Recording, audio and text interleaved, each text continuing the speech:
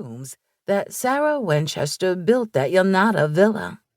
Will they meet spirits and ghosts as well? Some say they have. Others say the mysterious house is simply misunderstood and perhaps not quite haunted. But no one can know for sure.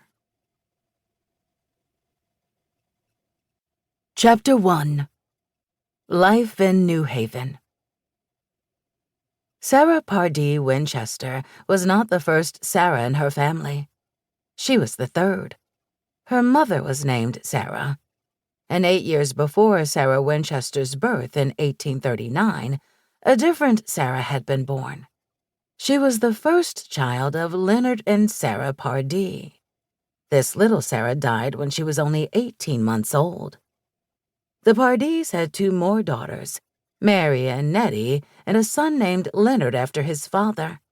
By the time their third daughter was born, they were ready for another Sarah. Sarah was born in a pretty tree-filled neighborhood of New Haven, Connecticut, where her family had lived for generations. They were kind, educated people. Sarah's father was a carpenter. Her mother took care of the house and the children. But when a fire in 1837 destroyed part of the city, Leonard's carpentry business was destroyed as well. Some people in New Haven had lost everything, so they did not have money to pay a carpenter, even though there was plenty of rebuilding to be done. Instead, Leonard took a job watching over the public baths, a place where people who didn't have private bathrooms could wash in New Haven. The family lived in their own rooms there, like a private apartment. A few years after the fire, Leonard started working as a carpenter again. When Sarah was around 7 or 8, Leonard set up a full-time carpenter's shop.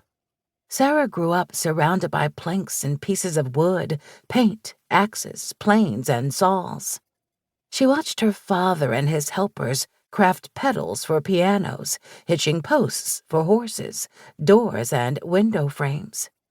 Her interest in building and woodworking grew. Later, she would put all this knowledge to use when building her own home. By the early 1850s, when Sarah was a young teenager, the family was starting to recover from their setbacks due to the New Haven fire. Leonard made good money as a carpenter, and the Pardees moved to a big house in a nice neighborhood. Leonard expanded his carpentry shop, and the family grew wealthier. The Pardees were now well known and respected in New Haven.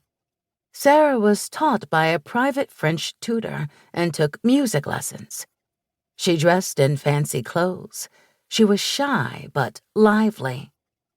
But Sarah wouldn't stay home forever.